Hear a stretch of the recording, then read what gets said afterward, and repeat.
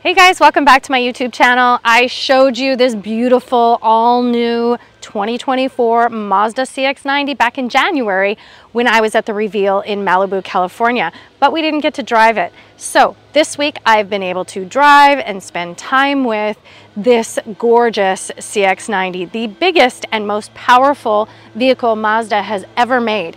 And this artisan red color, stunning. I absolutely love it.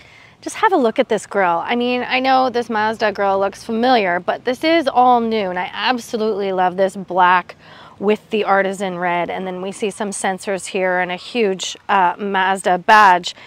We've got some really unique badging here on the side as well. Inline 6 means this is the very first turbo inline 6-cylinder from Mazda, making it the most powerful motor that Mazda has made before. As I mentioned, also the biggest Mazda, so it is a little bit bigger than the CX-9, but not a whole lot. It is a 3-row SUV and it's super premium feeling. Just wait until you see the inside. We have a bit boxier of a shape than the CX-9 as well, and I'm absolutely here for it. Love it. We have 14.9 cubic feet of cargo room behind the third row. As usual with 3-row SUVs, that's not a ton of room. You can't really fit a ton of luggage or cargo back here behind the third row, and we have no underfloor storage. It does have a spare tire in here though. We have lights back here and a household plug, hooks, and a 12-volt as well. And then these back seats fold down really easily and quickly. I love that. I actually prefer manual third row seats over power, just making it simpler. The only other 3-row SUV that gives you more cargo space behind the third row is the Kia Telluride. All right, let's take this Mazda CX-90 for a drive. You can get this in a plug-in hybrid as well, and I hope to be able to test it at some point. I love to see range and driving feel in PHEVs. They're really one of my favorite segments, so at some point. This is the 3.3 liter turbo inline 6-cylinder with a mild hybrid, meaning it also has a 48-volt battery in it. The power, this is the high output, the top trim. It's tuned a little bit differently, even though the other inline 6 is the same engine. This one's tuned a little bit differently, so it has up to 340 horsepower and 369 pound-feet of torque. And I say up to because you have to use premium fuel if you want those top power numbers. You can use regular fuel, but you'll get a little less power, but the same amount of torque, surprisingly. So if torque is important to you, as it is to me, which means it's that get up and go feeling. Sounds pretty good too. It's up to you to choose which type of fuel you want to use and how much power you want to take out of this motor. This can tow up to 5,000 pounds, so you can have your adventures and your luxury 3-row SUV all together at once. I will say it's super comfortable to drive, but I do find, so this 8-speed automatic is also new for Mazda, and I do find it's a little bit, that's the front cross traffic alert that you just heard dinging, which Mazda was the first one that I experienced that with, is that when there's a car passing in front of you or a passenger or anything, it dings at you like that to let you know that you should not go. But again, back to the 8-speed automatic, it's a little bit jerky, I want to say. It's a little bit jerky.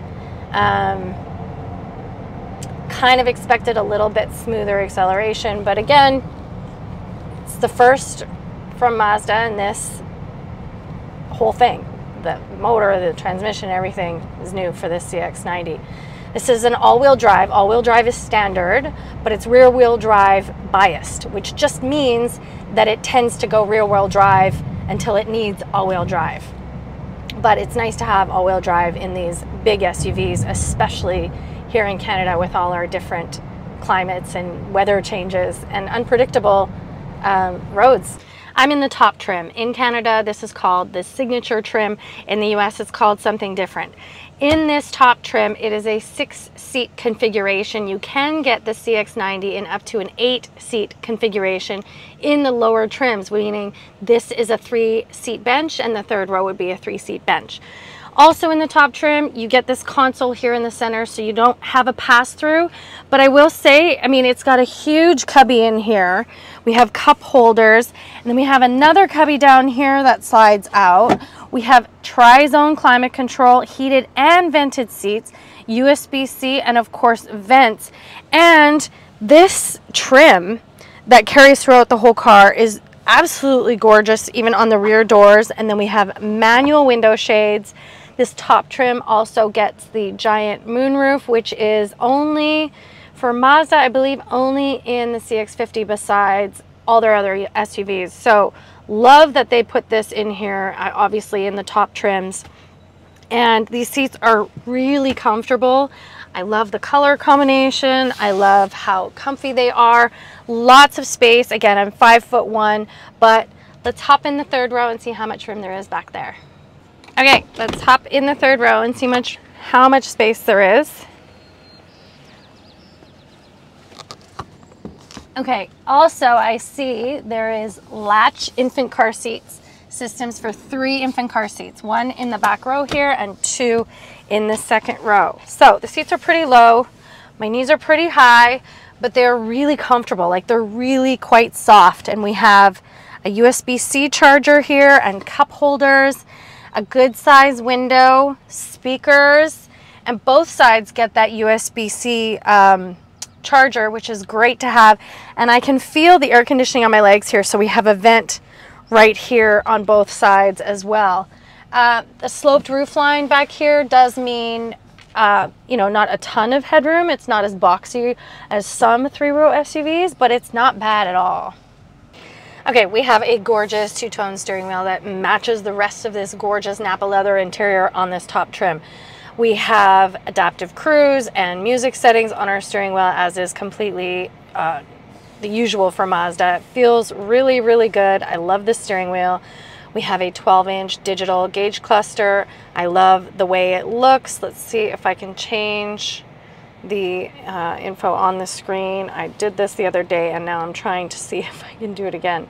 Yes, so we can change a few settings. It's not totally customizable, but I do like, and I'm not going to be able to do it now because I'm not driving, but I was testing the cruise control and the lane keeping. It works extremely well. Excellent graphics on the screen. It does lane keeping really well as well. This interior, super unique and gorgeous. Again, this is the top trim, so we get this cool, soft dashboard. I worry it would get stained, but it is beautiful to look at. Beautiful 12.3-inch touchscreen when you're at a full stop. It stops working as a touchscreen once you hit about 5 to 8 kilometers an hour. Hard touch climate buttons, hard touch buttons for heated and ventilated seats and heated steering wheel.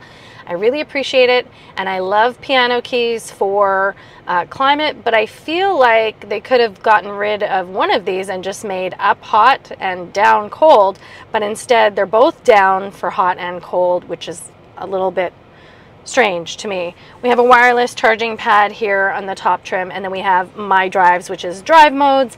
We have sport, normal, and off-road, and then a really kind of unique gear shift knob. You have to put it to the right for reverse, and then let's have a look at the backup camera. It's really good, 360 view, backup view. Again, this is the top trim, and then the gear shift knob just goes down to drive, back up to reverse, but then left for park, which is strange. Typical Mazda control for the infotainment and for the system settings. So let's talk about system settings for a sec. This has something I have not seen in any other vehicle. So yes, you can use automatic seat positioning in Mercedes-Benz, where you just put in your height and it will adjust everything for you.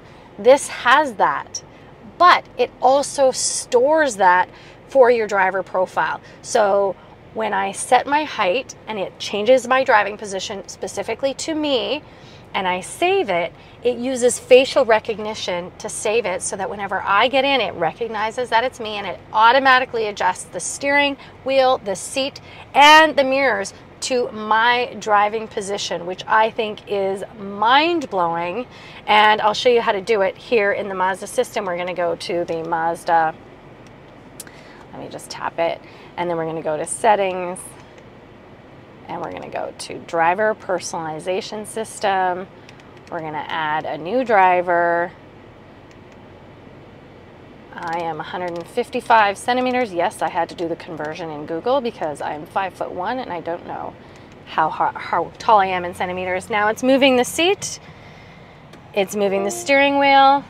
It's saying it was achieved, and now it is saving it, telling me to move my head and save. And it just gave me a little beep and said it's saved. Now it's going to ask me to either save it as driver 3 or edit my driver's name. So you could even put your name in here. I'm going to put my name as C and enter CE. Okay. There we go.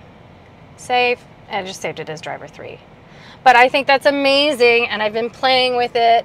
I changed the seating position completely. I left the car, I turned it off, and then when I got back in, it recognized that I'm driver 1, and it moved my seat and my steering wheel for me. We also played around with it with my taller daughter to see if it would work for 2 totally different heights, if she's about 4 inches taller than me.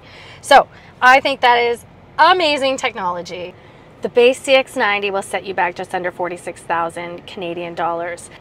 This one, the top trim with the high output motor, getting a little more oomph under the hood, and the Napa leather and the power moonroof and all of the goodies you see in here will set you back just under 64,000 Canadian dollars or just under 62,000 US dollars.